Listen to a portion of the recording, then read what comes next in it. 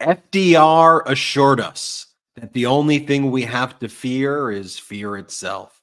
JFK dared us to go to the moon. Ronald Reagan implored Mr. Gorbachev, tear down that wall. Obama reminded us about the power of hope.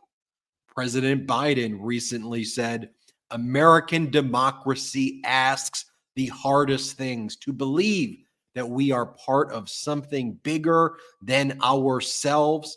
So democracy begins with each of us.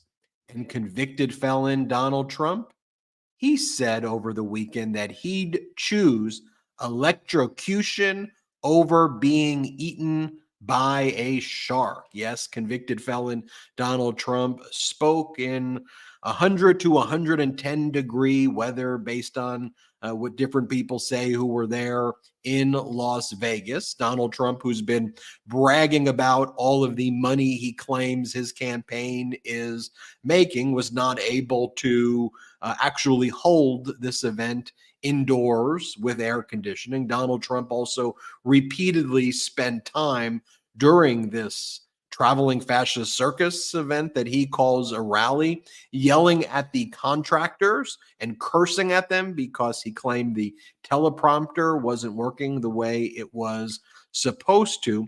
May I just give you a short list of the lowlights of what went down at Donald Trump's June 9th speech in Las Vegas?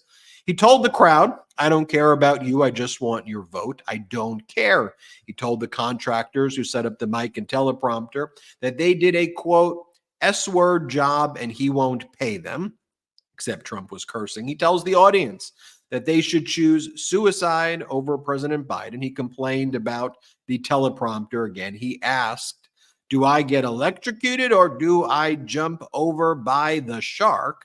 He claims he aced a dementia test twice. Not easy to ace, he says. He also says that there have never been people ever in history more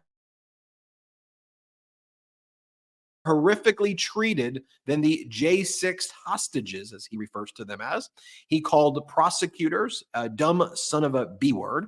He complains the media is too focused on the health of the crowd in the hot Nevada, Las Vegas, Nevada day when they should be caring about Donald Trump's health. He glitched multiple times, then the speech ended, and he was whisked away in a private jet paid for by his donors as he waved to nobody on the tarmac, a scene we've been seeing over and over again. And I wanted to lead with that on the show before talking about other very important things as well, because that is not normal. Okay? A convicted felon in Vegas saying those things, which, by the way, you know that we've been covering a bunch of that stuff and all of the other traveling fascist circus events that he does. It ain't normal. We're not going to normalize it here, and it's important that we cover. Should be noted also today, Donald Trump had his first probation interview. He was able to do it by Zoom, and then he quickly posted, I'm living the American nightmare. Can you believe this, friend? I'm about to speak to a probation officer after my rigged conviction. This is the leader of the Republican Party. Happy birthday, Brett, MeidasTouch co-founder. Brett Meiselas, big B-Day celebration here. Happy birthday, Brett. On behalf of the entire MeidasTouch network and all the Meidas Mighty out there, happy birthday. We love you. And there would be no MeidasTouch without Brett, the rock of the MeidasTouch network. Well, thank you, brothers, and thank you, Meidas Mighty. I got to say, it's a bit overwhelming to wake up in the morning, and I saw that Ben had posted about the birthday sometime late last night, and I'm just receiving thousands and thousands of notifications, of replies, of messages of love, happy birthdays from the Meidas Mighty. It's one of the most surreal feelings on the planet. Like either something has went horribly wrong or something incredibly great happened. But like when you wake up and you see just like you have 20,000 notifications, I'm like, what's going on here? And just I just saw all of them, and I'm just so grateful, and it's the coolest. And I'm so appreciative of everybody who left me a note on social media or sent emails and all that stuff. I just saw Mark Hamill before wished me a happy birthday too. I got the Force with me as well. Wow, that's cool. I mean, that's pretty. It's pretty cool stuff. But yeah, it's been it's been a great birthday. Lots of fun surprises. I'm happy that Donald Trump worked back in the shark electrocution routine. One of the favorites here. Sometimes definite favorite. Sometimes it's like we're living in a sketch, right? Like that's one of his social experiment, right? Like the routine that he'd rather be electrocuted than eaten by sharks is perhaps slightly better than the routine where he talks about a woman who he sees weightlifting who goes slightly better than that routine. Yeah, but he switches out the greatest hits, occasionally on his various tours. But I mean, what an absolute mess! Just such a absolutely bizarre thing to be witnessing. But I think we need to keep talking about just how weird this is and how not normal it is, because there's such an attempt across the board to try to normalize these things and to try to gaslight us into thinking like, oh, that's just how politics works in America. This is how politicians speak. This is how they behave. And it's like, no, that's not the case, actually. Like, it's not. And so we're going to push back. We're going to talk about it. We're going to talk about how weird it is, how not normal it is. And we're going to contrast that with actual kind of leadership and what politicians are supposed to be doing, because we got to get back to normal. That's all we want, right? We got to get back to normal. And then we could, confront a lot of these issues that we got to confront, but we need to have a basis of reality to do so. Jordy, how are you? Absolutely. Big bro. Brett, happy birthday, man. I know Ben wished it, but I just want to make sure I said it as well. Happy birthday, Brett. What are we, 34? 34, 34, kind of one of those kind of in-between ages, right? Sure. Like you're not quite 35. 35 feels like a big milestone, right? 40 is a big milestone. 30 is a big milestone. When you're like in the middle, it's like, okay, I'm inching up there. I'm getting there, but not quite yet.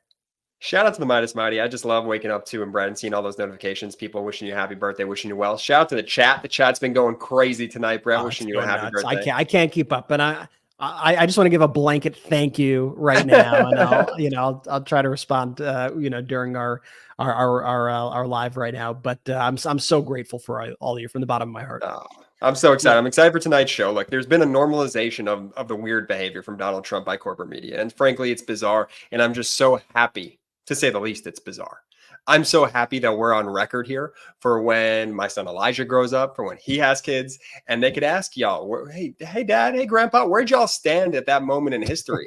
Well, I'm excited and happy that we are on record just exposing the utter buffoonery that has become the Republican Party and this MAGA party. Ben, where are we starting off with tonight, big bro? Well, are the MAGAs who attend this wearing the diapers to show their support, which Snopes fact-checked as true? Are they going there with their pee funnels, which has been fact-checked as true? They're now showing up with their shirts that say, I support the convicted felon. Again, fact-checked as true. It is a full-fledged cult, but I think with the felony conviction, in addition to carrying with it serious consequences against Donald Trump as we move closer to his sentencing date of July 11th, as we start to see the other implications of the fact that he's a felon means he can't travel to certain places. He has to check in with a probation officer. But I think what it did as well is I think just a little bit more, not the way I think it still needs to be done yet. I think it shook the country a little bit, right? Where everyone was being fed a certain narrative from corporate media who was normalizing things. By the way, if you watch their abysmal coverage of the trial, you may have thought that Donald Trump was going to get acquitted, or at least there would be a hung jury. And we were here on the MeidasTouch Network saying, What are you talking about? That's not what's happening in the courtroom. That's not what the evidence is showing. So you just basing that on narratives. So I think there's been a little bit of a collective people in this country saying, wait a minute. What are you saying? What are you talking about? I've just noticed that our coverage, for example, of the Vegas speech, it reached a bigger audience than normally. And I think it's a lot of that has to do with the Meidas Mighty, everybody watching, sharing these videos.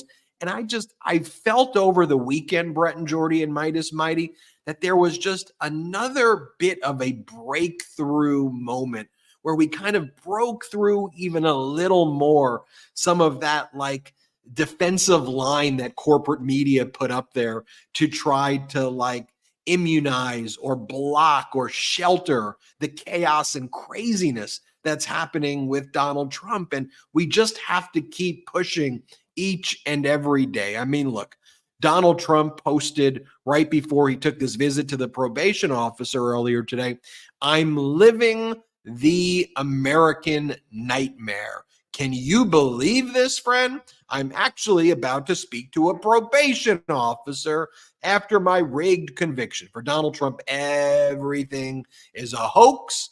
Everything is rigged. His own words are a hoax. His own words are rigged. By the way, even as we go over what he said in his speech, he's got his little cult followers so programmed that you could quite literally show them the things that were said. And they go, "Oh, that's the new hoax." I go, "I'm just showing you the videos, not what you do on the right wing, where you take a speech and then you take the millisecond where President Biden sits down slow and you like loop it to make it look like President Biden can sit down." No, we're showing you multiple clips of Donald Trump in context of what he is saying, and you just can't handle or accept that that's what he's saying, or you are so enamored with the weirdo-ness, and that's become so part of your identity, this strange, weird wannabe fascism, that you're absolutely okay with it. But I think about the projection, "I'm living the American nightmare," and it's Donald Trump who wants all of us to live in his American carnage. He wants all of us to live in his American nightmare. When he says the world laughs at America, no, the world's confused. The world is laughing at him. The world is a nervous laughter, nervously laughing at him now, and MAGA, and saying, "Oh, this America? What?" Like you all see what he's saying, right? Like you realize how odd and strange and dangerous this is. Trump's quite literally, when he was in office, would go to places, he'd get laughed at the UN. The world leaders would laugh at him. Putin would laugh in his face, and Trump would think that, "Oh, he must like me because he's laughing," when he's smirking about how obsequious you are to him. And the fact that the very first thing you did in office was bring the top Russian diplomats shouldn't even be called diplomats, into the Oval Office, who were making a mockery of our country. But I think it's important that we go over what Trump said, but to recognize the chaos, to recognize how odd this is. Let's start first with what Democratic governor of Illinois, J.B. Pritzker, had to say about Donald Trump over the weekend as well. And Governor Pritzker, I think, just frames this issue he doesn't mince words. And I just think this is who Donald Trump is. This is how the pro-democracy community has to refer to Donald Trump all of the time. Let's play this clip of Governor Pritzker. Donald Trump is a convicted felon, an adjudicated rapist, and a congenital liar. He's a racist, sexist, misogynistic narcissist who wants to use the levers of power to enrich himself and punish anyone who dares speak a word against him. He has stolen state secrets, compromised our national security, betrayed our Constitution, and sacrificed the truth to further his own naked ambition. When Trump comes to Milwaukee for the Republican convention, he'll cast blame on others for his own misdeeds. He'll claim credit for things that he never touched. He'll lie and he'll ramble. And by the way, I am glad that he's giving a preview of what that Republican National Convention is going to be. Can you imagine what a mess that's going to be as people also continue to start to pay attention and Donald Trump starts saying things like he's saying in Vegas, because that's all he repeats over and over again right now. And then Donald Trump calls on stage with him people who say things that are even more outrageous and extreme than even him, which is as outrageous and extreme as you. Could you imagine the mess where they have purged all of the normal and semi-normal Republicans? All of the mainstream Republicans are purged. So it's all these MAGA people right now who are going to be speaking at that convention. Ben, remember the last one? It becomes a who's who of like Trump family members, and it looks like the most deranged, weird cult, the most un-American thing imaginable. And like, if you think back to the last conventions in 2020, what are the kind of things you remember? You remember like Kimberly Guilfoyle screaming, "The best is yet to come," and all this deranged things. That's what people end up leaving these things, these conventions with. And you see real thoughtful speeches from experts, from beloved politicians, from, normal people on the Democratic side at these conventions, from activists, from people who have been impacted by certain policies in positive or negative ways. And then you see people like Kimberly Guilfoyle and Don Jr. speaking 100 miles a minute, Eric Trump. It just becomes the most bizarre family cultish affair that only Trump could do and only this Republican Party could do. And it's such a turnoff to voters. Is he going to curse the entire time also? Like as his vocabulary gets shorter and shorter, as his cognitive decline increases, he always would curse a lot and say very inappropriate things. But what I've been noticing in his speeches, as he rapidly kind of accelerates his cognitive spiral, he more and more relies on cursing and chanting of curse words. I just want you to think about that. Like, when in the past has there ever, and I started off the show by talking about FDR, JFK, Reagan, Obama, I could say George H.W. Bush, George W. Bush, Bill Clinton, we could name any president that leads chants. And these are supposed to be people of moral authority with curses over and over again. Like, just even that point right there. Like, at the end of last week, Trump gave a speech in Phoenix, Arizona at Dream City Church. He's giving a speech inside a church that's attended by like Charlie Kirk, and the church is turned into a Turning Point USA, like right-wing conference, which is its own issue in and of itself. And in this church, Donald Trump continuously led chants of curses over and over again and acknowledged that there were kids in the audience. And he would say things like, well, I'm not going to say the word because there are kids. Then he said it and then promoted chants of curses in a church that became a right-wing propaganda auditorium with continuing curse chants. Here, play this clip. So they come up with this order. I won't say it because I don't like using the word bullshit in front of these beautiful children. So I won't say it. I will not say it. But this thing allows millions of people.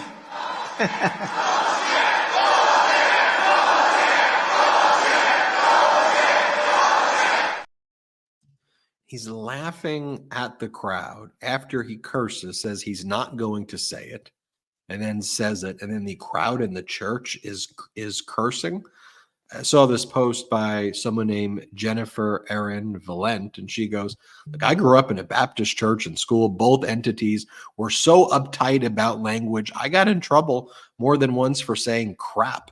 I'm confident this display wouldn't have happened then. Let's not kid ourselves. The church hasn't changed Trump.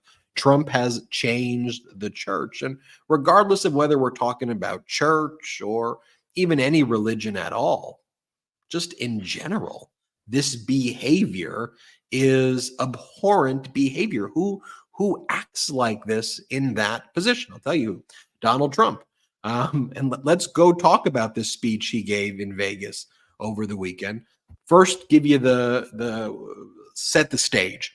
Trump in Phoenix, Arizona.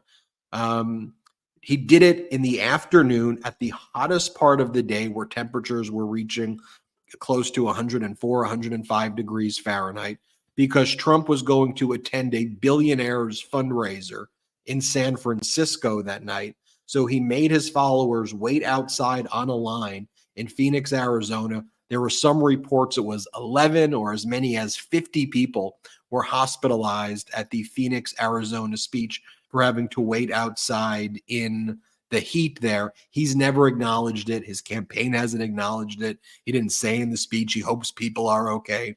When someone previously passed out from heat exhaustion in a prior speech, he drank the water in their face without giving them the water. We've previously shown that clip. So he knows about the dangers of heat, or maybe, it's Trump. He doesn't care. And he tells the audience he doesn't care. Then he goes to Las Vegas. And remember, him and the campaign are bragging about all this money they claim to be bringing, which, by the way, we've been calling out as most likely false, or at least a clear Trumpian exaggeration, as he's known to fraudulently manipulate numbers all the time. Quite literally, that's like his thing. He's like the fraudster number guy. Yet the media's like, tell us the numbers, Donald.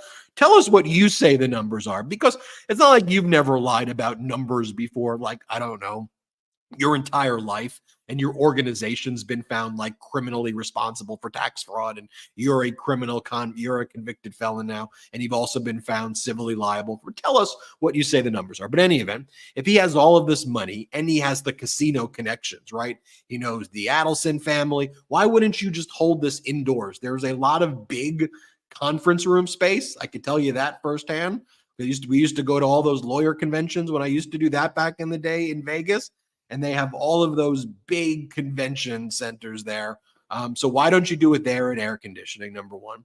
And then one of the things Donald Trump did throughout the event too, which he does in all of his events, is he yells at the contractors for the mic not working, or for, in this case, the teleprompter not working. One, I don't think it's the contractor's fault at all. I think they did probably the job they were hired to do, and I'm sure they did it well, and Trump just doesn't want to pay. But assume for the sake of argument that Trump is saying that, the mics aren't working well and the teleprompters are working well in all of his speeches. I don't know. Don't you want to deploy your funds to then get a better mic or better sound systems or anything like that? No, Trump just doesn't want to pay the bills, and he's obviously not making the amount of, or his campaign's not bringing in the amount of money they claim they're bringing. So he has this Vegas speech outside, no shade. His campaign downplays how hot it is, and they're morning memo to people. They're like, it's going to be anywhere from 86 to 98. And feels like temperature will make it 5 degrees lower. What are you talking about? I mean, it's super hot out there in Vegas. So they downplay it. Like a miracle, it's all going to go away, right? You see all of the ways he acts with everything. That's his behavior, is to inflate the fraud and downplay real risks, even when it comes to something like a speech he's giving in Vegas. So then he gives the speech in Vegas, and in it, he pretty much starts by telling the crowd, I don't care about you. I just want your vote. I don't care. And look, Acyn, A-C-Y-N, who works at the MeidasTouch Network, is one of our senior digital editors. When he takes these clips, he doesn't clip out of context. So he'll always clip a little bit before and a little bit of after, so you can get a sense. You can go back, watch the full speech if you want to, right? But he takes the clip and gives it an appropriate context of what's being said before and after. So I want you all to see this clip. Let's play it. By the way, isn't that breeze nice? Do you feel the breeze? Because I don't want anybody going on me. We need every voter. I don't care about you. I just want your vote. I don't care. See, now the press will take that and they'll say he said a horrible thing. He said, I don't care about you. I just want your vote. I don't care. I want to talk about that clip, but I want to talk about all the things that he's been saying, that he said in Vegas I want to talk about all of that. I want to take our first quick ad break. I want to remind people, though, about patreon.com/MeidasTouch, patreon.com/MeidasTouch. Go check it out. You may have seen our rapid response when some MAGA-leaning person was posting on the New York court's website about having like a cousin who's on the jury, and then Trump and everyone tried to use that to spread lies and misinformation. The Meidas team went into action right away. We were We'll like the talk more about Avengers that. on that. Yeah, I'm excited to get into that. We'll talk more about that later, but it's thanks to our being able to build this editorial dream team led by Ron Filipkowski, and that's thanks to you. Patreon.com/MeidasTouch. Let's take our first quick ad break of the show. We'll be right back.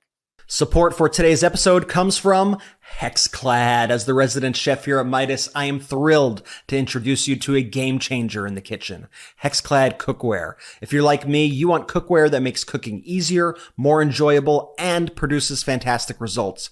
Hexclad does just that and more. I started using Hexclad a few months ago, and let me tell you, it's been a revelation.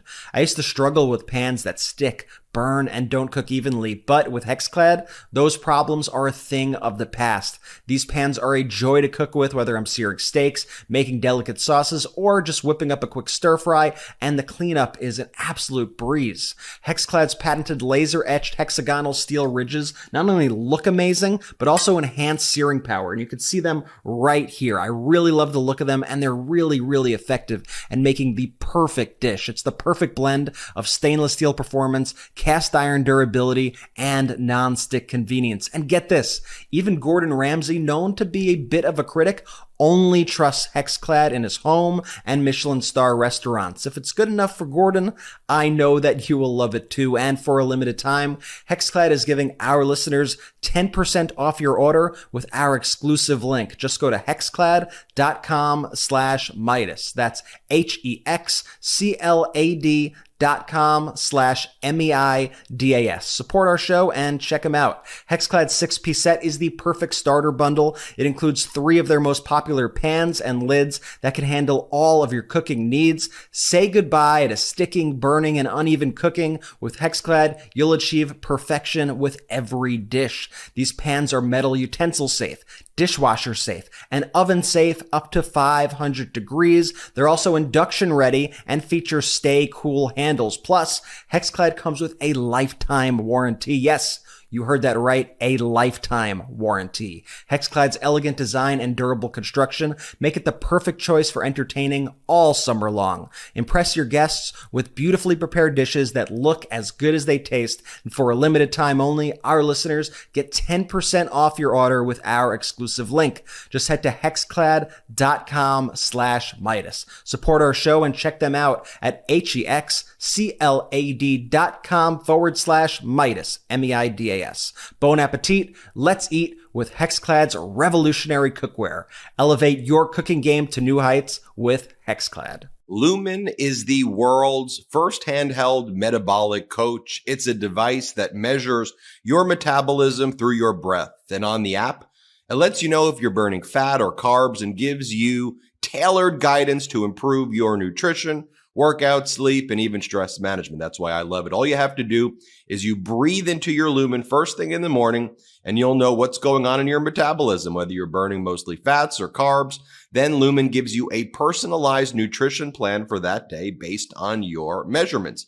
You can also breathe into it before and after workouts and meals, so you know exactly what's going on in your body in real time. And Lumen will give you tips to keep you on top of your health game. Your metabolism is your body's engine. It's how your body turns the food you eat into fuel that keeps you going. Because your metabolism is at the center of everything your body does, optimal metabolic health translates to a bunch of benefits, including easier weight management, improved energy levels, better fitness results, better sleep, etc.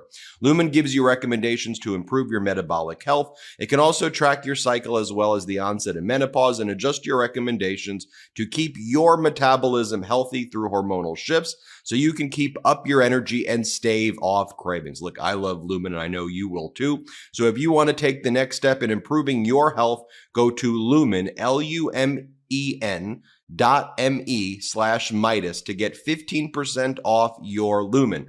That is lumen.me/Meidas for 15% off your purchase. One more time, go to lumen.me/Meidas, lumen.me/Meidas, and get 15% off your purchase. Thank you, Lumen, for sponsoring this episode. Let's go, y'all. Shout out to the pro-democracy sponsors. I mean, Lumen, brand new sponsor to the MeidasTouch network, and same with Hexclad. I mean, relatively new. They've been a sponsor now for about a month and a half, both respectively. Big fans. And by the way, the Meidas Mighty loves them. So if you're in the market for Hexclad, if you're in the market for Lumen, cannot speak more highly of them. Good. Links in description of both audio and YouTube. Just click them. It'll take you right there. Use the promo codes. Really helps the show, and you guys get great discounts. So thank you. Before we took the ad break, we were talking about Trump's disastrous speech in Las Vegas. Also, should be noted that a lot of people there were leaving in the middle of the speech as well. And I have a lot of sources in Vegas. We have a lot of Meidas Mighty in Vegas too, who even say like they're MAGA adjacent or MAGA friends who went there just to see the kind of clown show. Left like, okay, they were like embarrassed for even going there. I've been hearing that with a lot of people in Vegas who even know people who attended the event. All right, let me show you this right here where Trump tells the crowd, I don't care about you. I just want your vote. I don't care. The way I want to show it to you in this one, though, and then Brett, I want to talk to you and Jordy about this portion. This is President Biden's new ad. The Biden campaign just put out this ad using those words. And let me show you the new ad that the Biden campaign put out. Let's play it. Because I don't want anybody going on me. We need every voter. I don't care about you. I just want your vote. I don't care. I'm Joe Biden, and I approve this message. You know, and on the clip that we put out there, we even show more of it. So at the end of the clip where Donald Trump says, I don't care about you. I just want your vote. I don't care. He then says, oh, the media is going to run with that, huh? The fake news, you're going to run with that, huh? Well, it's something that you said.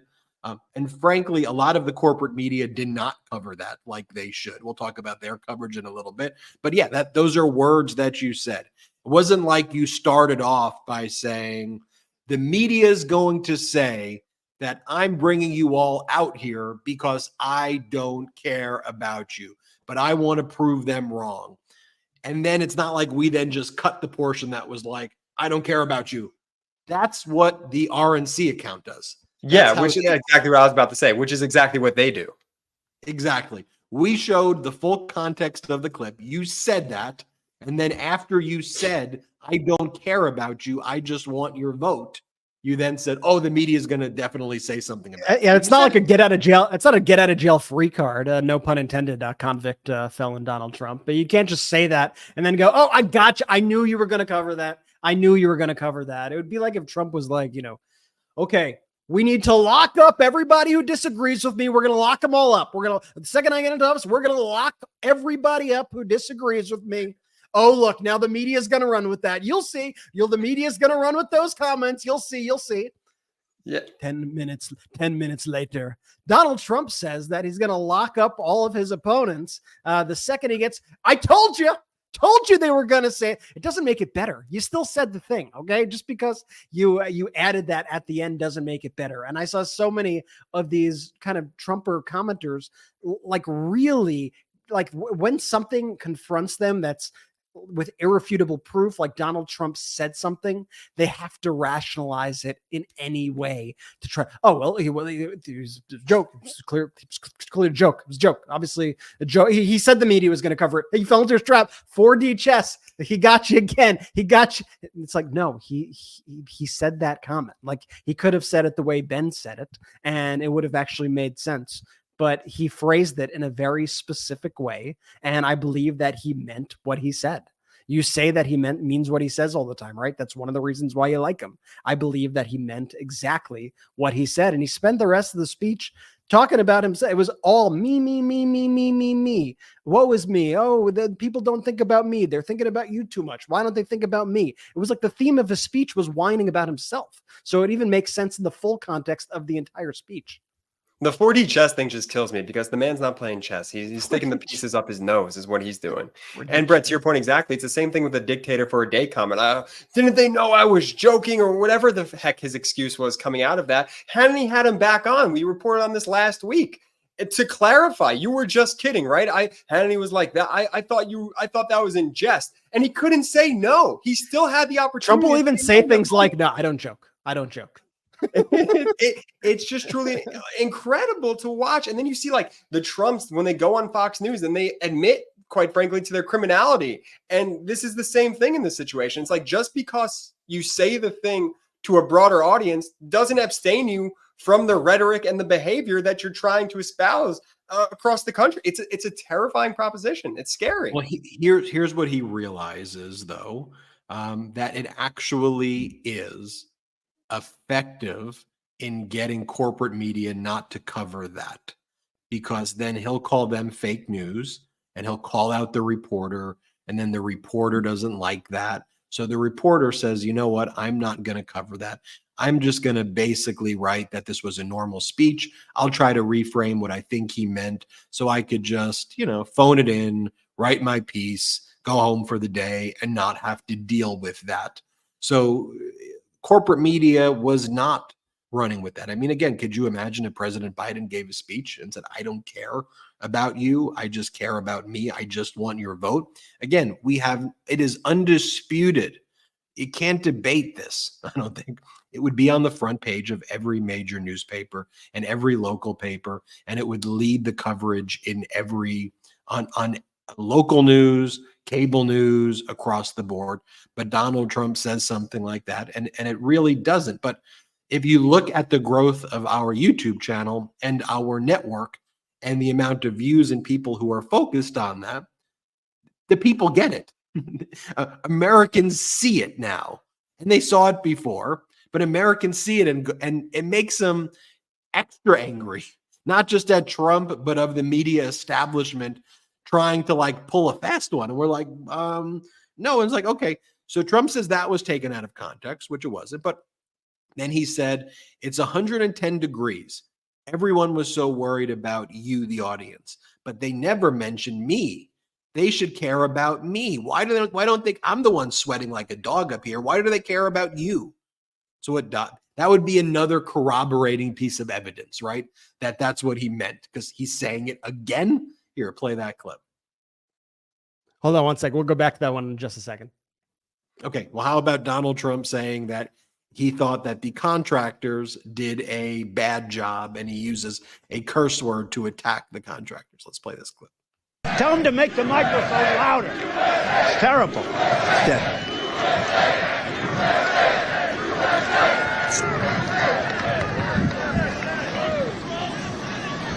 He just came up. Are the teleprompters not working, sir? Not even a little bit. Great job. And then I don't pay the company that does it, right? And then I end up with a story Trump doesn't pay. I don't pay contractors that do a shitty job. And that's a shitty job.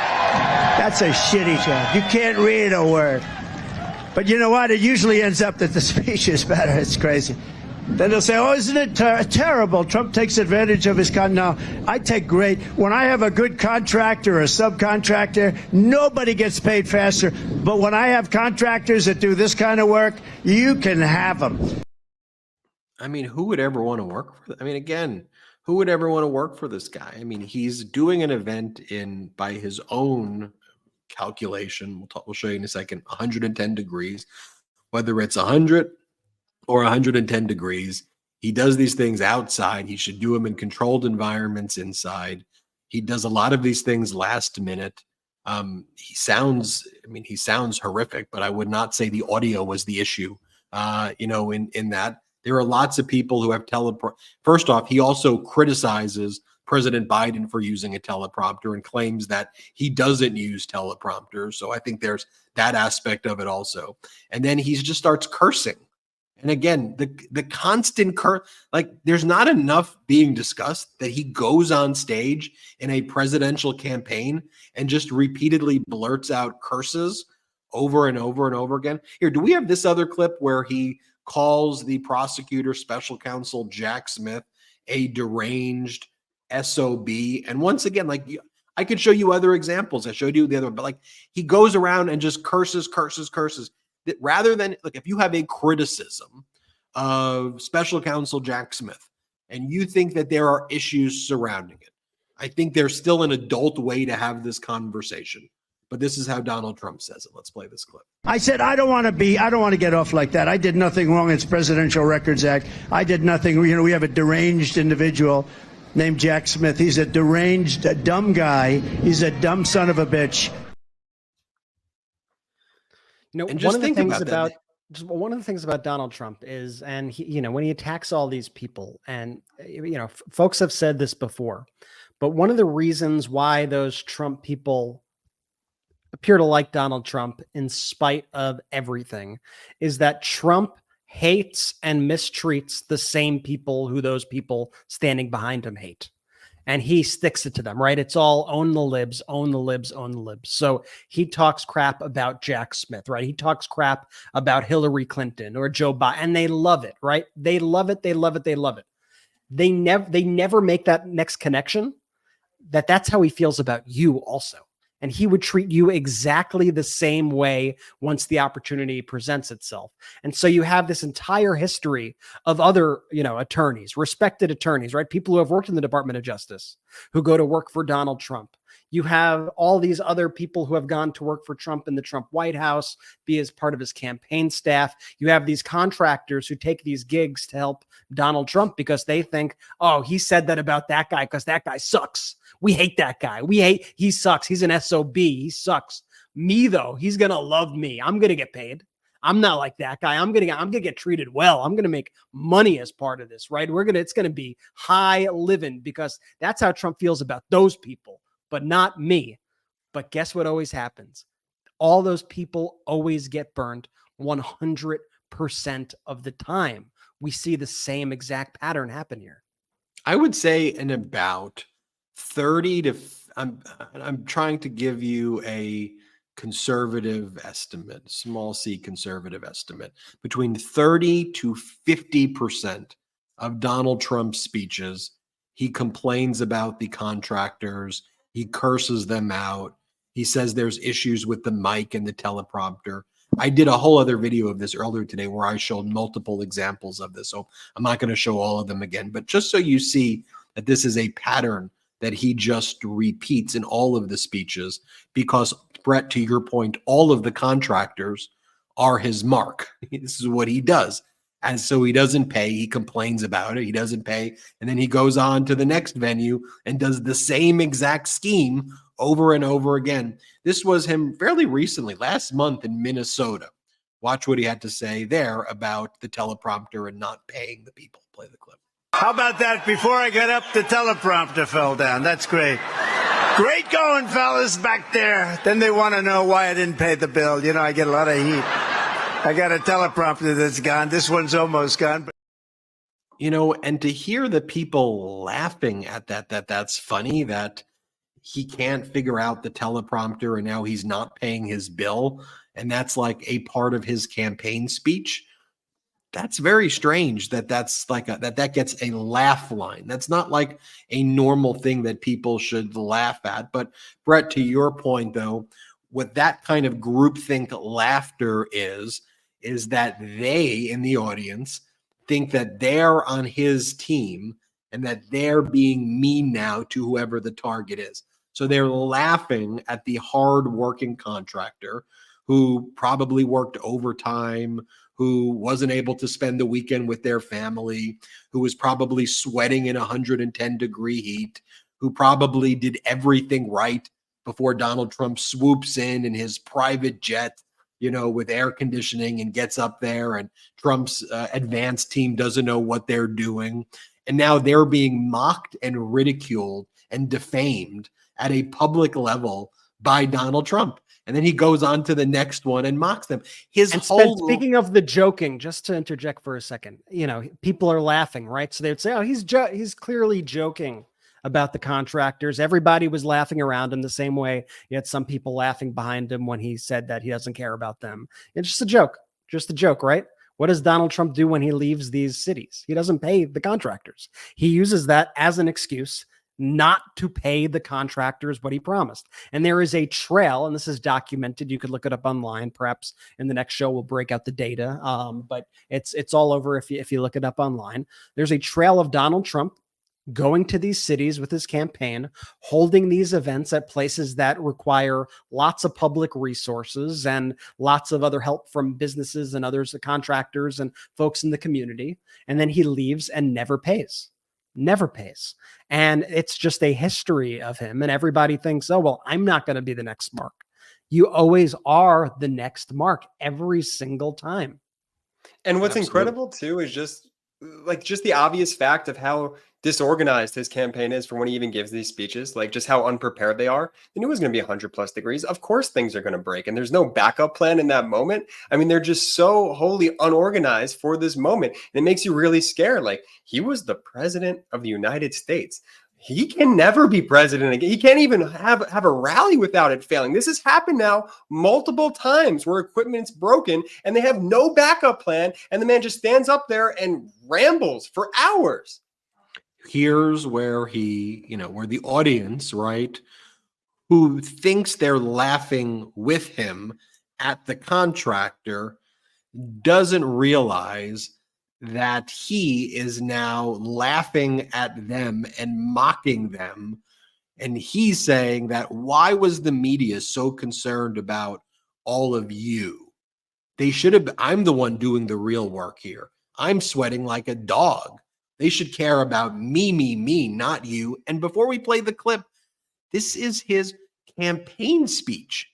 So where you're supposed to talk about, as President Biden does, here's my health care plan with details. Here's my plan to protect veterans. Here's my plan to protect seniors.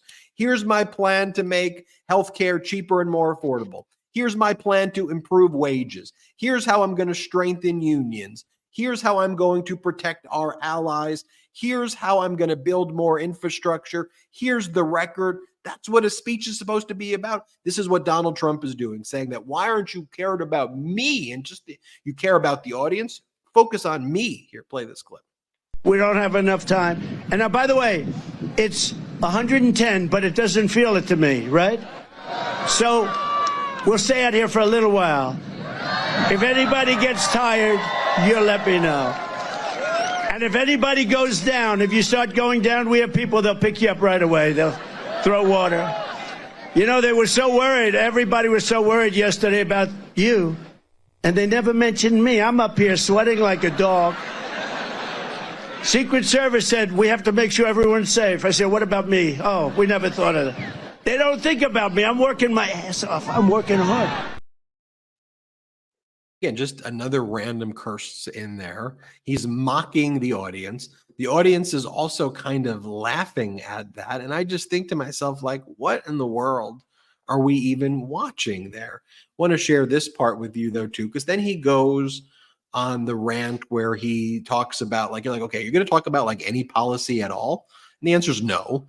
But then he says how the January 6th insurrectionists, who he calls hostages, he says are the most unfairly treated, he goes, horrifically treated people ever. Here, let me show you this first clip. But we're not going to let this happen with our country anymore. We're taking back our country.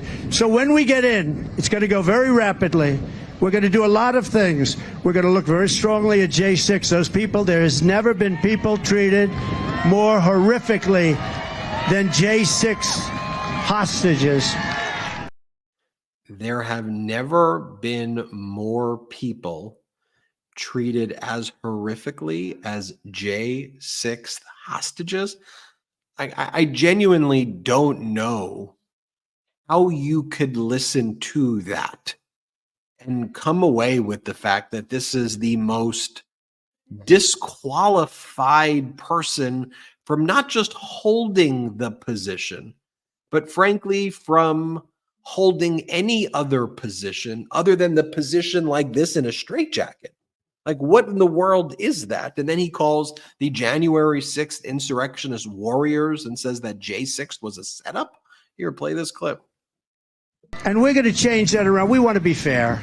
So we're going to change that, and we're going to change it, and we're going to change it fast. But those J6 warriors, they were warriors, but they were really more than anything else. They're victims of what happened. All they were doing is protesting a rigged election. That's what they were doing. And then the police say, go in, go in, go in, go in. How about Scaffold Joe, the guy on the scaffold? Or how about the big FBI guy or whatever, wherever he comes from? Go on in, everybody, go on in. What a setup that was. What a horrible, horrible thing. And, you know, that blows two ways. That blows two ways, believe me. And when he says that blows two ways, in his own cognitive declining mind, though, be clear, that's a threat. When he's saying it goes both ways, he's saying the group that tried to overthrow our democracy has been horrifically treated. And when he's saying it goes both ways, the threat is, I'm going to lock you up and I'm going to treat you like the people who tried to overthrow our democracy. He can't even say the sentence. Like the guy on the scaffolding, and Joe on the scaffolding, and the big FBI guy, because he doesn't even have the language to articulate what it is he's even saying.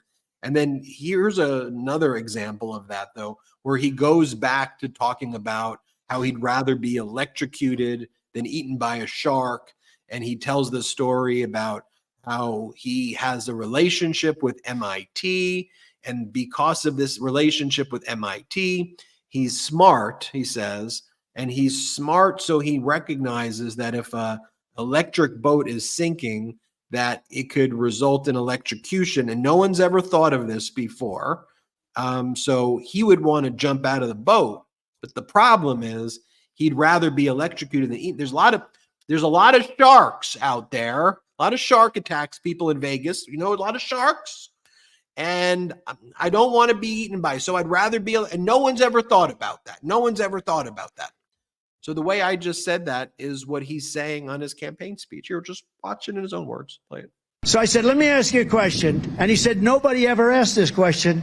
And it must be because of MIT, my relationship to MIT. Very smart. He goes, I say, what would happen if the boat sank from its weight and you're in the boat and you have this tremendously powerful battery and the battery's now underwater and there's a shark that's approximately 10 yards over there. By the way, a lot of shark attacks lately. Do you notice that? A lot of shark. I watched some guys justifying it today. Well, they weren't really that angry. They bit off the young lady's leg because of the fact that they were not hungry, but they misunderstood who she was. These people are crazy. He said there's no problem with sharks. They just didn't really understand a young woman swimming now really got decimated, and other people too. A lot of shark attacks. So I said, so there's a shark 10 yards away from the boat, 10 yards. Or here, do I get electrocuted? If the boat is sinking, water goes over the battery, the boat is sinking. Do I stay on top of the boat and get electrocuted? Or do I jump over by the shark and not get electrocuted? Because I will tell you, he didn't know the answer. He said, you know, nobody's ever asked me that question. I said, I think it's a good question. I think there's a lot of electric current coming through that water. But you know what I'd do if there was a shark or you get electrocuted? I'll take electrocution every single time. I'm not getting near the shark. So the reenactment that I did was probably more articulate than more even generous. That was. Yeah, they say there's no such thing as a stupid question, but I actually am starting to beg to differ. That I'm sure the person who was asking these questions to probably thought it was a pretty stupid question to be asking. It's and let me also explain. Like when he says my relationship to MIT, he is talking about the fact that his uncle was a professor at MIT, so he is claiming by proxy the intelligence of his uncle, who spoke at MIT, and is basically claiming to have like a degree from MIT by proxy via his uncle. And so that makes him smart. And so he was so smart that he came up with this insane question that doesn't make any sense. And by the way, in his own story, it seems like the electric boat saves him, and that, you know, he's actually thankful for the electric boat because he preferred electrocution to being eaten by the shark. I'm just saying, right? Wait, by this logic, our uncle's a doctor. Am I an expert in the medical field? Yes, you're a medical expert now. Nice. Yeah, absolutely. That's and how it he's works. unable to even articulate the uncle part of that story. He just said my relationship to MIT. His uncle passed away in 1985. His uncle stopped teaching at MIT in 1973 is when the uncle stopped teaching. And that's the relationship to The relationship to MIT. that he's trying to say. But again, if President Biden went on stage and President Biden said anything like that at all and told that story, look, I want to be very clear. He'd probably lose my support. I'd call it out. I'd be like, what in the world is that? I would, all of the things that corporate media and right-wing propaganda media tried to say about President Biden. If President Biden told a story like that, if he went up there and he was like, look, my cousin went to Harvard. I'm a Harvard lawyer. Because my cousin went to Harvard and there's really big whales, a whale named beluga. I like beluga, and there's lots of whales. Have you heard about oil and whales and the relationship with oil? And are you aware about that there are fishermen off the coast of Massachusetts, and they're saying that there's a lot going on with whales? And so I thought to myself, if I was on a cruise ship, and I'm making up a Trump, like, oh, I don't know where I'm going with that, but that's all Trump is doing. Like, he's up there because he can't read the teleprompter, and he's just saying the most ridiculous things, and he knows he has some speech about MIT and the shark and electrocution, and he kind of melds it together, and that's what you get. And then let me show you this, though. This is kind of how he basically starts concluding the speech by saying that someone in the crowd who talks to the crowd that you would unalive yourself before voting for President Biden, right? Like, this is the Jim Jones phase of the Donald Trump speech, where he actually talks to his audience about them killing themselves if they don't vote for Trump and if Biden wins. Play this clip. Wouldn't it be incredible? He's gone to 250 if he voted for Biden. He's going to vote for Biden. I don't think so. I think it would be suicide before Biden, right? And even there, you notice he can't put the sentence together. Like, if you were to go and put that in a transcript of what he just said, he would say, he out there, he went to 250 and he would suicide over Biden, right? And let me just show you this right here, because this was the coverage of it by USA Today, by someone named Mark Robinson from the USA Today network. With no teleprompter, Trump riffs with the crowd at Las Vegas rally, vows to end taxes on tips. The lack of prepared remarks allowed for a looser speech where he often engaged in crowd participation like a stand-up comic, asking who should be his vice presidential running mate, no consensus, and whether Sleepy Joe or Crooked Joe was a better nickname for Biden. One tangent involved whether he'd prefer to be eaten by a shark or electrocuted. I'll take electrocution every single time, Donald Trump said. What was the New York Times covering over this weekend? Biden loves to tell tall tales. We cut them down to size. Great work, Linda, on that article, because I think that that's what's needed right now. Going after President Biden's speeches, we cut them down to size versus every word Donald Trump says. I like how mad they are that Biden won't do an interview with them. It's pretty funny. I like that President Biden continue. Like, now it's like every few days or like once a week, Biden will do an interview with a large publication, anybody but the New York Times. Like, all right, here's Biden with Time Magazine. Here's Biden, and just every publication except them. It's very funny. I want to get your take on it, Jordy. I want to get your take on it, and then I want to also chat about Meidas exposing instantaneously. Yes, because there was. Don't get me wrong. The right wing still ran with their conspiracy, but we went into gear right away. Our editorial team pointed out that the individual who posted that their cousin was on the jury that was a malicious prankster. And I think that shows you, if you can build an editorial team to confront these lies quickly, it actually works. And that's thanks to everybody here for helping us build that machine. So you want to help us continue to build that machine. One way to do that is by subscribing for free to our YouTube channel. The other way is go to patreon.com/MeidasTouch, patreon.com/MeidasTouch. Let's take our last quick break of the show. Are you tired of terrible coffee while you're on the go? As a busy guy, whether I'm getting ready for work, I'm out traveling, or I'm just out and about on any given day, I've tried it all. And you know, as the resident coffee geek here at Meidas, my standards are very high. Portable coffee makers often fall short. They either make bad coffee, like disgusting coffee, or they're a hassle to carry around. But then I discovered the AeroPress Go Plus, and it changed everything. The AeroPress Go Plus is a complete travel coffee solution. It's not just a coffee maker. It's an entire brewing system designed for life on the go. It uses a customized tumbler that you could drink from and store your coffee maker in when you're done. It's brilliant, brilliant, brilliant. No mess, no fuss, just great coffee. I've been using the original AeroPress for more than a decade. I know you've heard me sing its praises on the show so many times, and I've seen all you rave about the AeroPress in the comments. So to have everything that I love about the AeroPress in a complete travel coffee system, it is like a dream come true for me. And unlike other travel coffee makers, the AeroPress Go Plus delivers smooth, rich coffee with a full-bodied finish. It combines the best qualities of a French press, a pour over, and an espresso machine all in one cup. Plus, it uses air pressure to speed up the brew process, so there's no bitterness and no over extraction. It's so good. I prefer to drink my coffee out of my AeroPress black. It makes for the smoothest, most full-bodied coffee that you could really drink and enjoy. Imagine having great coffee no matter where you are or what you're doing. With the AeroPress Go Plus, you can brew a perfect cup in just 2 minutes. It's the first time I felt I could have great coffee wherever I go, whether I'm on a camping trip with friends or just running late for a meeting. And here's an incredible offer just for our listeners. Visit aeropress.com/Meidas. That's AeroPress.com/MEIDAS and use that promo code Meidas, MEIDAS, to save 20% off your order. It's time to say goodbye to crappy coffee and hello to better adventures fueled by better coffee.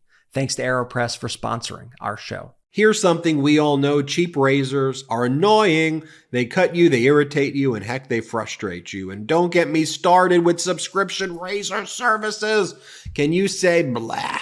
That's why you gotta meet Henson Shaving. Henson Shaving is a family-owned aerospace parts manufacturer that has made parts for the ISS. That's the International Space Station, folks, and Mars rover. And now they are bringing precision engineering to your shaving experience. If you're like 88% of men who experience irritation from shaving, you might be expecting the worst with each shave. Yet, Henson users have seen dramatic improvements, including the disappearance of ingrown hairs and razor bumps. Henson Shaving's innovation comes from an interesting analogy. Think of razor blades as diving boards. The longer the board, the more it wobbles. The micro wobbles are what lead to more nicks and cuts.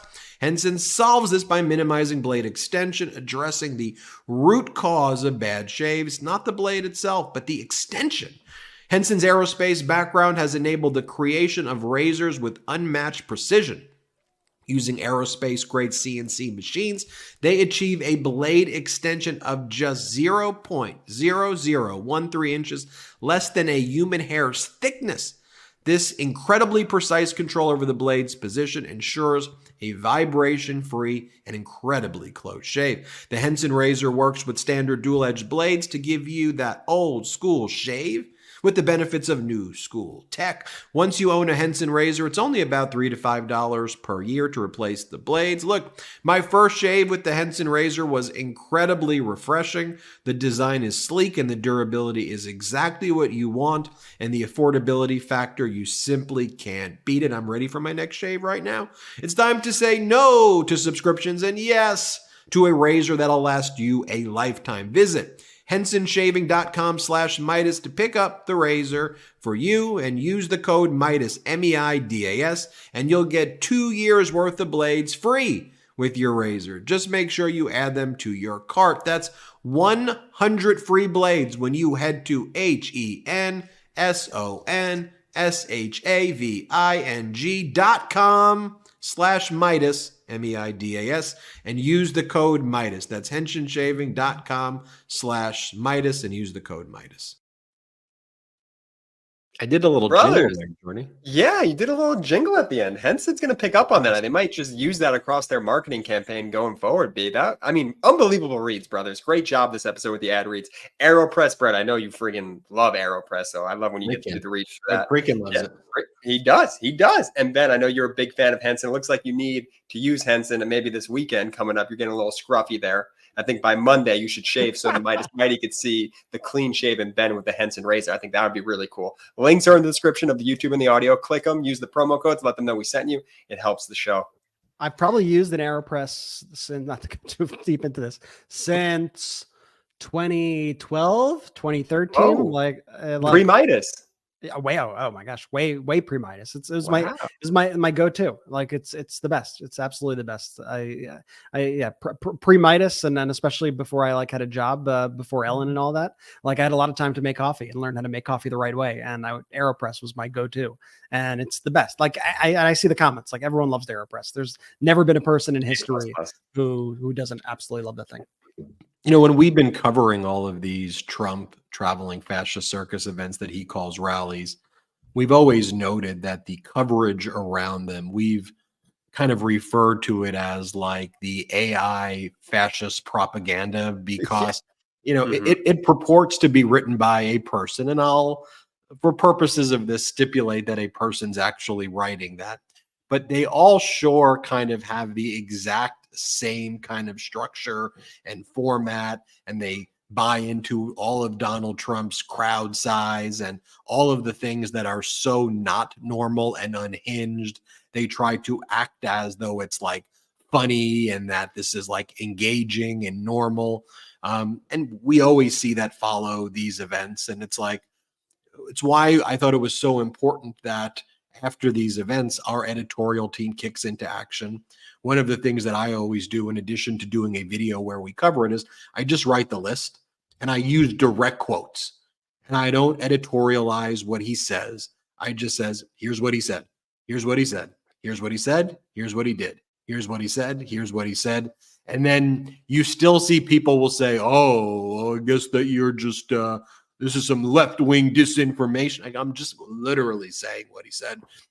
You can go open up the video. You could see for yourself.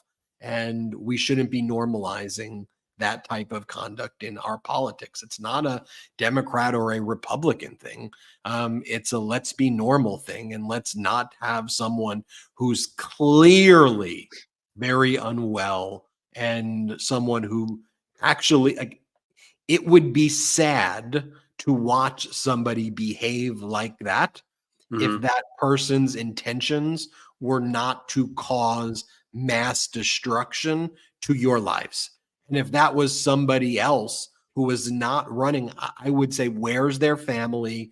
Why haven't they seen a doc? What's going on with them that's making them behave like this is someone in desperate need of help? But obviously it's somebody who wants to take away your freedoms and cause you a ton of harm. But look, the leadership of unions get it. The culinary union gets it. They put out a statement over the weekend that says, for decades, the culinary union has fought for tipped workers' rights and against unfair taxation.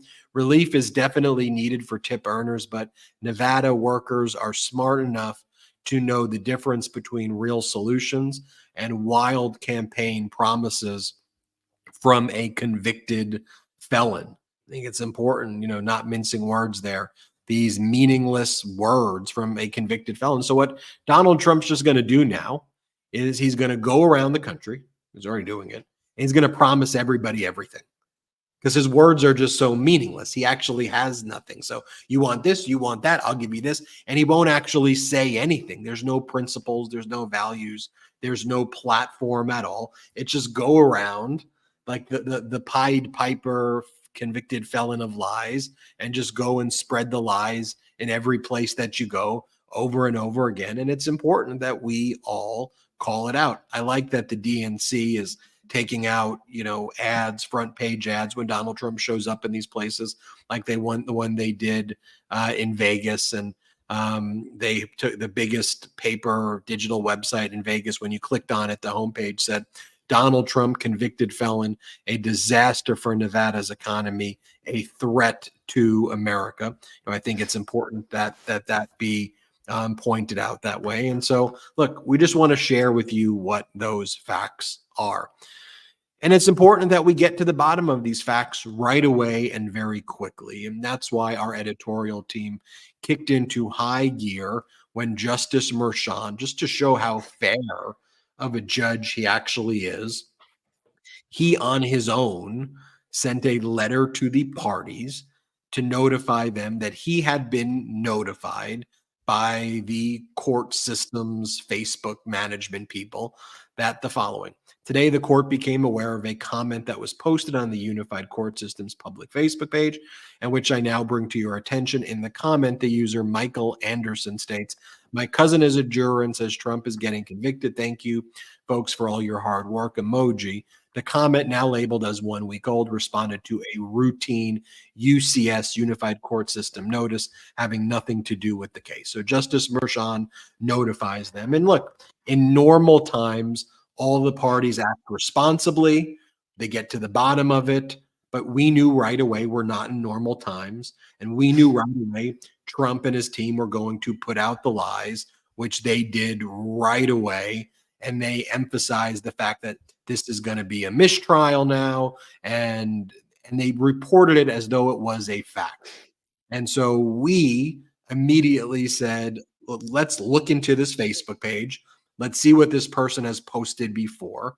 And if you look at the bio for the person, this person's name is probably not even Michael Anderson, but it says that they're a professional shit poster. Their profile photo is of their account being restricted by Facebook. The one image is on the right of someone named Gigi Allen, who's a deceased musician who engaged in really disgusting acts on stage. And was arrested. And we also looked into the person's posting habits, and it wasn't just May 29th. This person was posting this like a ton of times. And this person was also posting crazy MAGA stuff before. And so we got to the bottom of it. We did an article right away. We exposed it. And then that pretty much stopped all but kind of the fringiest from doing it. So most of Fox didn't do it, but then they started, but then they stopped. But then Hannity did it, and Hannity really leaned into it. And Mark Levin really kind of leaned into it. And then you had like all the kind of cat turd influencers. There was like a big MAGA influencer, and the Loomers, and the Marjorie Taylor Greene, and Donald Trump continued to post mistrial. But at that point, we had already exposed it, and it kind of lost its steam, and also showed how ridiculous they were and how desperate they were for continuing. Cutting that sort of thing off like that early, it really shows you the power of like getting on it right away. The second we saw that story, and it immediately kind of stunk to us, right away. We're like, a little sus. A little sus. And so even just like looking, and then I saw like a picture of the profile, and then we immediately we're speaking with our team, and everyone was just all hands on deck. Like everybody got on this right away, and within minutes we found the original profile. We saw his other past posts, which were a lot of F Joe Biden, F Kamala, a lot worse than that. But that's my nice versions of the things he was posting, and all the other groups he belonged to. His profile picture on Facebook was a line that said his account was restricted for bad behavior. You could see it in here. It says account restricted. If you're looking right here at the profile photo, and so it became very obvious to us that it was a troll, and I really showed the power of First off, it shows you the disinformation machine, right? The second anything like this happens, or any story, and there's something like just about every single day, at least one thing, the same group of people, the same kind of social media accounts, all almost in unison start tweeting the same things at the same time. And so I compiled just some of them. I mean, what are there, like a dozen here? Here you see Laura Loomer, Fox News, Phil Holloway, Monica Crowley, Jack Posobiec, Greta Van Susteren, Benny Johnson, a lot of cat turd, a lot of like alarm emojis. Wow, Greta Van Susteren. Wow, this is big trouble. Monica Crowley, enough with this bullshit case. Mistrial, no retrial, toss the conviction. Get the F out of here with your rigged communist show trial. Jack Posobiec, just all these people trying to rile folks up and spread the disinformation. And what folks always have to realize is those accounts do it about anything, no matter if stuff is true, no matter if stuff is false. It doesn't matter what it is. They're going to push the BS constantly. And that's why you always have to have your guard up when they're coming at you with all this stuff. And that's why it's upon all of us to be able to combat that right away, because we made all those people look like complete and utter clowns when they were still hours later, even 24 hours later, parroting the things that we had already very clearly debunked. And so we flipped the narrative right on its head by exposing the truth. By just exposing the truth. And we're able to diffuse that situation that, frankly, without this community, I think would have blown up into a much bigger issue, and would have been, the disinformation would have spread way, way more. And it wouldn't have been until a day or two later until people actually realized what happened there. And so we got to all remain vigilant. It's frustrating that we have this entire group of people who are just going to complain and whine and spread lies about our institutions nonstop.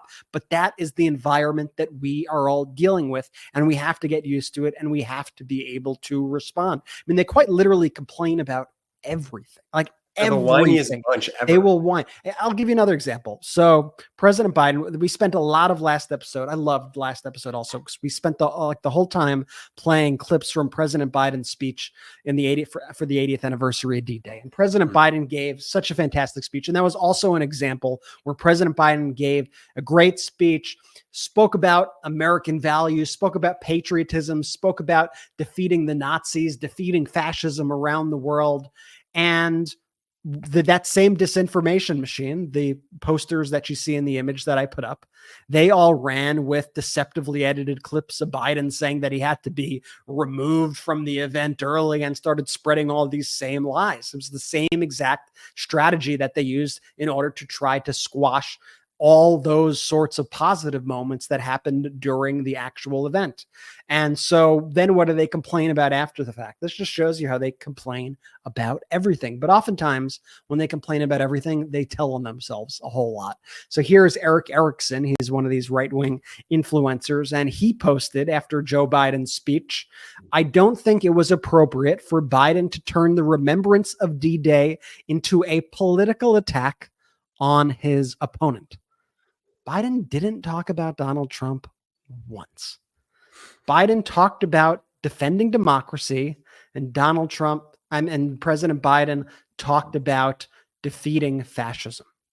And the MAGA people said, "Oh, he was talking about Trump. He was talking about Trump." I think that says a lot. And, you know, for the most part, these community notes, which is like the Twitter kind of fact check stuff, for the most part, they're really only weaponized to try to go after kind of pro-democracy people and say, yeah, but this was an example of a good community note on Eric Erickson's post, where the context that was added was Joe Biden did not mention Donald Trump at all during his speech. He spoke out against tyranny, dictators, and in favor of freedom and NATO. And now I'll add that it says it all when somebody gives a speech that's for American values, that's about the defense of democracy, that's defending NATO, that's about us defeating the Nazis, and a Trump person goes, "Stop talking about us like that." It's like, oh, okay. Yikes. I see what happened there. And then we also spent, Brett, going back to the juror cousin lie that we debunked along with this community, the Midas Mighty, were able to put the truth into the world. Had this been 2016, had it been 2020, that does have a life of its own. It runs for a 24-hour, 48-hour news cycle before I think it might get corrected by someone who does some digging, but it's a scary thought that it's up to this pro-democracy community here to continue to hold folks accountable. We all got to be nonstop on nonstop. We were just talking about combating misinformation on our Patreon too that Thursday for the after show, and so it just, that lead up example is exactly how you just need to attack it, like at the upfront, because truth will always be the guiding source in these instances. And like I saw corporate media, Politico ran with a story that I think the writers of that story had acknowledged that it was basically, it could be a sham at that time. It was before it was eventually confirmed and whatnot, but the story that had released made no mention of the fact that this was totally made up. And so they just took up on what Laura Loomer was posting and what was being put out there and reported it like it was a black and white situation. And here's what happened here. And you can't do that anymore. You have to take it upon yourself to actually do the research and figure out that what's happening, it's a lie and it's propaganda. It's being spewed nonstop. Trump has different tiers of kind of like the level of the propaganda being spread. So he has his like Cat Turd, Laura Loomer, kind of Marjorie Taylor Greene, this guy Paul Ingrassia, like that kind of level, which is like the most kind of outrageous, and it doesn't even come off sounding smart, but nonetheless they just kind of push it out there, right? And try to overwhelm you with a wave of it. Then you have a little bit more of kind of the, I don't want to use sophisticated because it makes it sound smart, but the sounding sophisticated propaganda that gets pushed out. And for that, Donald Trump relies on Elise Stefanik, who just spews all of these lies over and over again. And look, there are the process of jury selection and venue and forum and a lot of these legal concepts. If you don't go to law school or have taken pre-law classes, like it can be complicated. There are Latin names, voir dire, V-O-I-R space D-I-R-E, which means to speak the truth. Like a complicated process if you think about it. Like, wait a minute, so the parties select from prospective jurors who's going to be on the jury, and then there's a jury questionnaire that gets sent out first to determine if there's any biases that would make jurors unable to be fair and impartial. And then the lawyers ask questions to the jurors about whether they can be fair and impartial. And then they have something called peremptory challenges where you can eliminate jurors for any reason at all, as long as it's non-discriminatory. But then you have unlimited, what are called for-cause challenges, where if you believe a juror can't be fair and impartial, you can petition the judge to remove a juror who can't be fair and impartial. And so the process, right, there's a little bit of complication in that. Like you have to, like I took a law school class to learn some of this stuff. I didn't know it right away. But Elise Stefanik she kind of preys on a knowledge imbalance that exists to then feed the audience false information and use terms like, oh, the prosecution jury shopped. Let me show you. And then it's platformed on Fox when the whole thing is just like an absolute lie. Here's what Elise Stefanik had to say recently about the jury verdict. Here, play this clip. Elise Stefanik, I want to move quickly to another subject, this Stalinist Star Chamber that took place in Manhattan. You're a New Yorker. And I believe you filed an ethics complaint against this acting state judge, did you not? I did. I filed multiple ethics complaints. This is shredding our democracy. The mainstream media and Democrats accuse the right, but it's really Democrats who are attacking our democracy. When you take the judge in the New York case, this was a zombie case taken up by Alvin Bragg, a corrupt, radical Democrat prosecutor who is releasing violent criminals on the streets, which is why we have a crime crisis in New York. And you have a judge who donated to Joe Biden and whose family members are profiting to the tunes of tens of millions of dollars, raising money for Democrats like Adam Schiff and Joe Biden because of this trial. So this is a political witch hunt. They jury shopped as well, asking jury members whether they followed Donald Trump on social media. They didn't ask that if they followed Joe Biden. And the American people know that this was rigged from the start, and it is an affront to us. And this is why she's the preferred person for Trump to do that. If you noticed within that, how long was that, Brett? A minute long, less, 45 seconds? Yeah. A little over a minute. She'd 1, 2, 3, 4, 5, 6, 7, 8, 9, 10, 11 lies that she packed into that 1 minute with all of the loaded language. And then Fox masquerades as news. A Stalinist star chamber. They said, no, a Stalinist star chamber is like the Jim Jordan-led judiciary committees whose title is the outcome. How the prosecutors attacked Donald Trump unlawfully is the title of your hearing. That is actually what a star chamber proceeding is, where you decide the outcome before the case is even brought or before the hearing even takes place. Notice she says, I filed multiple ethics complaints, to give it this sense of like, a complaint has, anybody can file any ethics complaint. You could file an ethics complaint right now, and they're frivolous in nature. Notice they emphasize the acting judge, although he's somehow not a real judge, right? He's one of the most well-respected criminal judges in the system. They then refer to it as a zombie case, like it's some back from the dead, when in reality it should have been charged, but Trump's DOJ didn't charge it, was the issue. And they actually immunized people and went after Michael Cohen, where Donald Trump was an unindicted co-conspirator in it. And then Donald Trump was the cause of all of the delay. They want to talk about releasing violent criminals. Donald Trump, at his speech in the Bronx, brought on stage with him the alleged leader of the Crips, who was alleged to have murdered a person and engaged in 12 attempted murders in a 140 count indictment. Trump was saying, I love your grill. I love your grill. I want to look like you. They talk about the judge's daughter who has a job, as though she's making tens of millions of dollars by calculating the amount of money that campaigns are able to raise. She's not a billionaire. She's not 100 millionaires. She's not making tens of millions of dollars. When you talk about donating, let's be very clear. Like, first off, all of the right-wing Supreme Court justices, they are appointed by Donald Trump. They're selected by him. Unfortunately, our system has some layers, and this is what people from other countries are surprised about, that there is some political connections with judges from specific parties who get appointed in our system. That there are appointments and that there are elections is a strange process of our judiciary.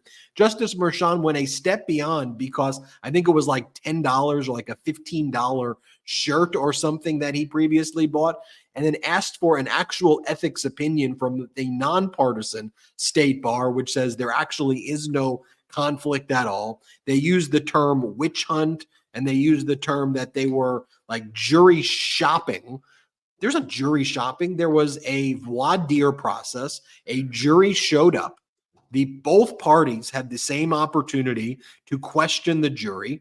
Remember, throughout this trial, Donald Trump and people like Elise Stefanik and others were saying Donald Trump is going to turn New York red, that New York is now a Republican state, and that there are all these people in New York who want to vote for Donald Trump. But then when it goes the opposite way, they go, oh, the jury in New York's actually rigged because it's a Democratic state. Forget that we've been saying that there's all these Republicans in New York. It's actually all Democratic now, and just don't even worry about the internal inconsistencies there that absolutely make no sense. If you go to the jury questionnaire, the questionnaire says questions. Have you or a relative or a close friend worked or volunteered for any anti-Trump group or organization? Have you ever attended by the way? Have you ever attended a rally or a campaign event for any anti-Trump group or organization?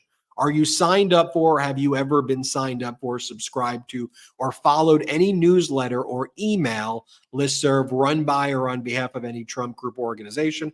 Do you currently follow any anti-Trump group or organization on any social media site, or have you done so in the past? And then after those written questions, Trump's lawyers could ask the jury pool, hey, by the way, are any of you following President Biden's social media? Are any of you, you could ask those questions to the jury. So that's the process that exists here. And then they go, oh, it's rigged. A grand jury indicted. A jury, after 7 weeks of trial, after 12 hours of deliberation, 5 weeks of receiving evidence, where Donald Trump refused to testify, where they called this horrific MAGA lawyer, Robert Costello, who broke down and on the stand, who was the worst, where Trump's lawyers were trying to sell the jury that Donald Trump never even had a relationship with Stormy Daniels. The jury heard all of that stuff and said, no, you're guilty. What are you talking about? You never did anything with Stormy. You're just making everything you're saying is such an obvious lie where evidence matters. And so I wanted to go down that just one by one by one by one by one by one.